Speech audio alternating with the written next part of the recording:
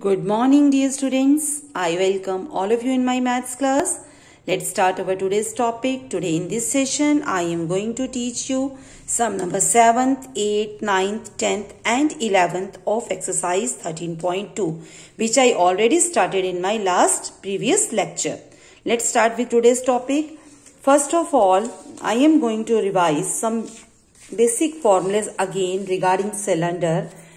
You already know that the curved surface area of cylinder is calculated by 2 pi r h and the total surface area of cylinder is 2 pi r h plus r, and the base is pi r square and the upper circle is also pi r square. In this session, I am also going to teach you how you prepare a net for a cylinder. Sheet. First of all, you take a rectangular sheet.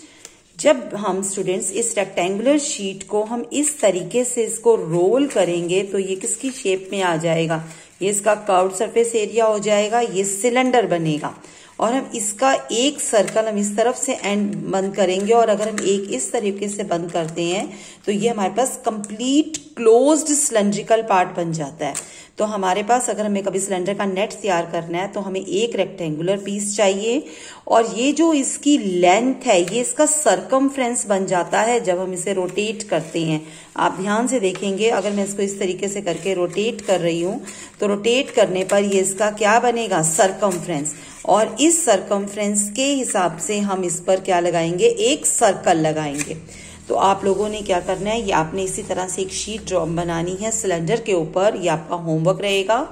एक rectangular piece लेना है जिसको आप role करके cylinder की shape में convert करेंगे और जो उसकी लेंथ होगी, लेंथ को आप किसके इक्वल रखेंगे, 2 पाई आर के, क्योंकि सरकमफ्रेंस बनेगा सर्कल का, वहां से आपके पास आर कैलकुलेट हो जाएगा। उस रेडियस के आप 2 सर्कल्स अटैच करेंगे, साथ ही इसके एक ऊपर एक नीचे, तो ये कंप्लीटली आपके पास एक सर्कल का नेट तैयार हो जाएगा जिसको हम क्या से दिखा सकते हैं, हम अपने फॉर्मूलेस के अकॉर्डिंग इसको यूज कर सकते हैं कि हमें कर्व्ड लेना है या टोटल। और नीचे हम इसके फॉर्मूलेस लिखेंगे, total surface area is equal to 2 pi r h plus r, curved surface area is 2 pi r h, और हम साथ ही इसका वॉल्यूम भी करेंगे। वॉल्यूम का फॉर्मूला क्या होता है, पाई आर स्क्वायर एच, जो आगे अपनी नेक्स्ट एक्सरसाइजेस में हम यूज करने वाले हैं। और जिस तरीके से मैंने इसको पेस्ट किया है, सिर्फ इसको एक ही तरह से पेस्ट करेंगे ताकि हम इसको वर्किंग में कर सकें। तो ये हमारी एक 3D शीट तैयार हो जाएगी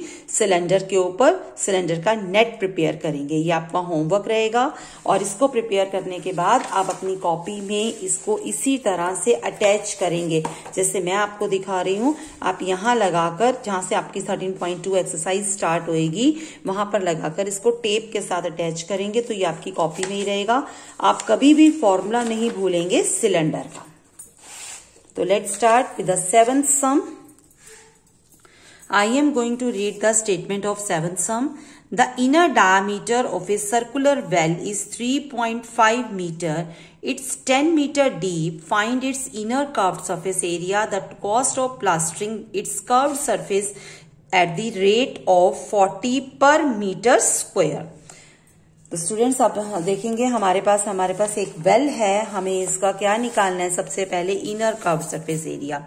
इसका हमारे पास डायामीटर गिवन है 3.5, तो रेडियस निकल जाएगा 3.5/2, हाइट 10 मीटर है। तो इनर कर्व सरफेस एरिया का आपको फॉर्मूला बहुत अच्छी तरीके से पता ही है। क्या फॉर्मूला होता है इनर कर्व सरफेस एरिया का, 2 पाई आर एच। तो हम फॉर्मूला अप्लाई करेंगे।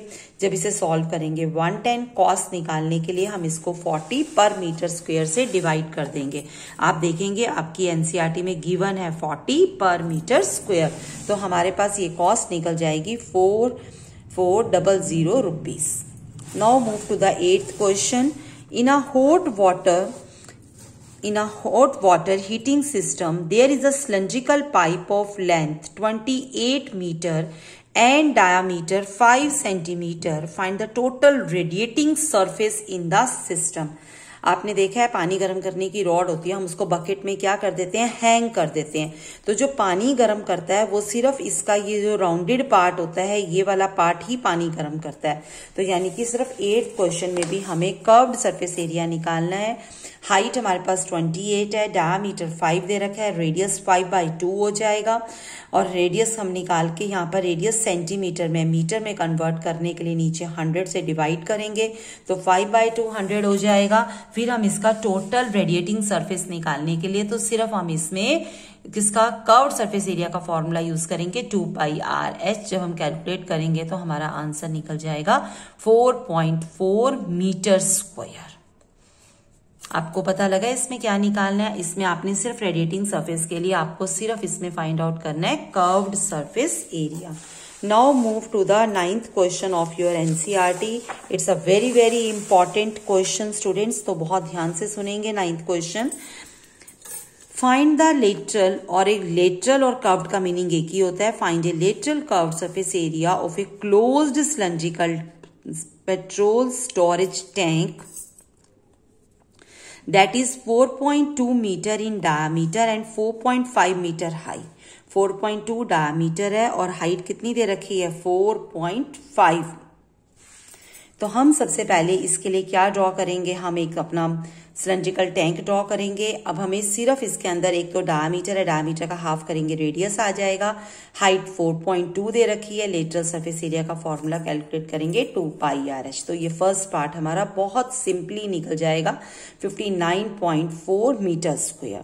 अब सेकेंड पार्ट देखते हैं। सेकेंड पार्ट स्टूडेंट्स बहुत इंपॉर्टेंट है और आपको काफी समझना पड़ेगा। How much steel was actually used if 1/12 of the steel actually used was wasted in making the tank? बताओ असली में टैंक में कितनी स्टील लगी है अगर 1/12 स्टील वेस्टेज हो गई है उसको बनाने में। स्टूडेंट, जैसे आप लोग अपनी पैंट स्टिच करवाने या अपनी शर्ट स्टिच करवाने आप टेलर के पास जाते हैं तो आप टेलर को कपड़ा देते हैं। तो कपड़ा देने के बाद टेलर को क्या करते हैं, वो आपको पैंट रेडी करके देता है या आपकी शर्ट रेडी करके देता है। तो बहुत सारा कुछ उस कपड़े में से वेस्टेज हो जाता है सिलने में और स्टिचिंग मार्जिन में भी। इसी तरह टैंक बनाने में ही स्टील का 1/12 पार्ट क्या हो रहा है, वेस्ट हो रहा है। तो इस सम को कैसे करेंगे, सबसे पहले हम इसका क्या करेंगे, टोटल सरफेस एरिया निकालेंगे। बेशक आप इस फॉर्मूले से निकालो या इसी के अंदर 2πr² ऐड कर दो। मैंने इसी में ऐड करा है क्योंकि मैं ऊपर कैलकुलेशन कर चुकी थी, कैलकुलेशन इजी हो जाए तो मैंने 2 सर्कल्स का एरिया ऐड कर दिया। अब आपको पता है मैंने आपको ये नेट दिखाया था, इसमें एक ऊपर वाला सर्कल और एक नीचे वाला सर्कल, इसीलिए मैंने 2 सर्कल्स का एरिया इसमें ऐड कर दिया। तो ये total surface area 87.12 metre square निकला है। चाहो तो आप इससे निकाल लो या आप इससे निकाल लो। लेट टोटल स्टील यूज्ड को हम x मान लेंगे, उसमें से 1/12 पार्ट वेस्टेज हो रही है, वेस्टेज के लिए माइनस करेंगे और इसको टोटल एरिया के इक्वल रखेंगे। जब हम इसको टोटल एरिया के इक्वल रखेंगे तो हमारे पास, इसको यहाँ पर एलसीएम लेंगे, 11x/12 हो जाएगा, क्रॉस मल्टीप्लाई करेंगे तो x की वैल्यू निकल जाएगी, हमारा आंसर निकलेगा 95.04 मीटर स्क्वायर। इस पार्ट को एक बार आप दोबारा देखेंगे, टोटल स्टील को x मानेंगे, 1/12 पार्ट वेस्ट हो रहा है बीच में से, तो 1/12 पार्ट का ही हम क्या करेंगे, उसको माइनस करेंगे और 87.12 के इक्वल रखेंगे, total curve surface, total surface area के इक्वल क्रॉस मल्टीप्लाई करेंगे तो फिर वो हमारा पार्ट निकल जाएगा। Now move to the 10th question. In the figure 13.12, you see the frame of a lampshade. It is covered with a decorative cloth. The frame has a base diameter of 20 centimeter and height 30 centimeter. A margin is 2.5 centimeter. It is given for folding it over the top and bottom of a frame. Find how much cloth is required for covering the lampshade. बहुत easy question है, एक छोटा सा concept है students. जिस तरीके से आप अपनी कॉपी पे कवर चढ़ाते हैं तो कवर चढ़ाते समय आप क्या लेते हैं, आप कुछ एक्स्ट्रा स्पेस लेते हैं ताकि आप उसको क्या कर सकें, फोल्ड कर सकें अंदर की तरफ। इसी तरह से हमारे पास एक टैंक दे रखा है जिसका डायामीटर हमारे पास कितना गिवन है 20 और जब हम इसका रेडियस निकालेंगे 10 आ जाएगा। हाइट 30 है, तो अब इसमें ऊपर हमें 2.5 मार्जिन चाहिए, नीचे भी 2.5 चाहिए। इतना एक्स्ट्रा कपड़ा चाहिए इसको फोल्ड करने के लिए अंदर। जैसे हम कवर चढ़ाते हैं तो कवर को हम अंदर फोल्ड करते हैं, तो हम जो कॉपी का कवर है वो हम कॉपी के ओरिजिनल लेंथ से ज्यादा लेते हैं। इसी तरह यहाँ पर लेंथ 2.5 ऊपर एक्स्ट्रा लेनी है, नीचे भी एक्स्ट्रा लेनी है, यानी कि 30 में 2.5 प्लस 2.5 5 ऐड हो जाएगा। न्यू लेंथ कितनी हो जाएगी 35।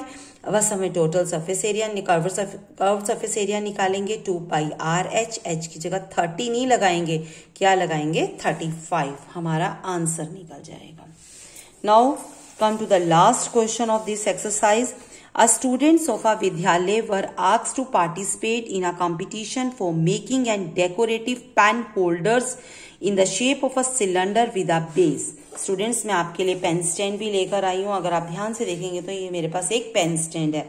पेन स्टैंड हो या पेंसिल स्टैंड हो, वो तभी पॉसिबल है जब हम उसका बेस होगा। अगर इसका बेस नहीं होगा तो जो भी हम इसमें डालेंगे वो सामान नीचे गिर जाएगा। तो इसी कॉन्सेप्ट को हमें इसमें यूज करना है। हमारे पास एक सिलेंडर दे रखा है और हमारे पास उसका कर्व सरफेस एरिया है, और साथ में हमें क्या करना है, कार्डबोर्ड से उसका बेस भी बनाना है। अगर बेस नहीं होगा तो हम जो भी चीज डालेंगे वो नीचे गिर जाएगी। तो इसलिए उसका बेस क्या होगा, उसका बेस होना बहुत जरूरी है। अब जैसे ये पेन स्टैंड आप देखो, मैंने इसमें पेंसिल डाली तभी है ना, अगर इसका बेस ना होता तो ये नीचे गिर जाती। तो हमने इसी कॉन्सेप्ट को यूज करना है। सबसे पहले हमने इसका एक पेन स्टैंड है जिसकी हाइट 10.5 है और रेडियस 3 है। तो हमें cardboard required for 1 pen stand निकालना है। तो पहले हम इसका कर्व्ड सरफेस एरिया यूज करेंगे 2 पाई आर एच, और एक बेस यूज करेंगे क्योंकि ये ऊपर से ओपन है। आपको मैंने ये नेट इसीलिए बनवाया है ताकि आपको ये 3D क्वेश्चंस अच्छी तरीके से समझ आए। अगर मैं इसको इसी तरीके से फोल्ड करके हम लोग इसका पेन स्टैंड बनाते हैं तो हम ये बेस अटैच करेंगे। हमें ऊपर से अटैच नहीं करना सर्कल, क्यों, क्योंकि ये ऊपर से ओपन रहेगा तभी तो हम बीच में पेन या पेंसिल डाल सकते हैं। तो इसी तरह से आप ये पेन स्टैंड देख रहे हैं, ये नीचे से क्लोज है लेकिन ऊपर से क्या है, ओपन है। तो इसीलिए मैंने सिर्फ इसमें एक सर्कल का एरिया ऐड किया है पाई आर स्क्वायर। अब सिंपल कैलकुलेशन करेंगे, करने के बाद टोटल 35 कंपिटिटर्स हैं, 35 से मल्टीप्लाई करेंगे तो हमारा आंसर निकल जाएगा 7920 सेंटीमीटर स्क्वायर। तो स्टूडेंट्स आपने 13.2 एक्सरसाइज बहुत अच्छे तरीके से प्रिपेयर करनी है। इसके एग्जाम्पल्स भी करने हैं। एग्जाम्पल नंबर 1 ही एग्जाम्पल है, इसमें सिर्फ एग्जाम्पल नंबर 3 कैडिलस्कोप दिया रखा है। कैडिलस्कोप क्या होता है, जो इधर दोनों साइड से ओपन होता है, इधर मिरर लगा होता है। तो हमें सिर्फ इसका कर्व्ड सरफेस एरिया निकालना है। तो कर्व्ड सरफेस एरिया का फॉर्मूला क्या होता है, 2 पाई आर एच। स्टूडेंट्स आप में से जो भी नए स्टूडेंट्स फर्स्ट टाइम मेरी क्लास अटेंड कर रहे हैं या फर्स्ट टाइम ज्वाइन हो रहे हैं, तो आप मेरा चैनल सब्सक्राइब करके रखेंगे ताकि टाइमली आपको मैथ्स के रिगार्डिंग बहुत अच्छे अच्छे कॉन्सेप्ट मिल सकें, और इसी तरीके से आप लाइव एग्जांपल्स देकर अपने मैथ्स के कॉन्सेप्ट्स को ज्यादा क्लियर कर सकें। जैसे मैंने आपको एक शीट बनानी सिखाई है, आप ये शीट का नेट जरूर बनाएंगे सिलेंडर का इसी तरह से, और अपनी कॉपी में इस तरीके से अटैच करेंगे पेज के साथ ही, ताकि जब भी आप कभी सिलेंड्रिकल सम्स करेंगे तो आपको हमेशा क्लियर रहेगा कि सिलेंडर के 3 पार्ट्स होते हैं, एक रेक्टेंगल होता है और 2 इक्वल एरियाज हमारे पास सर्कल्स होते हैं। Thanks, have a nice day.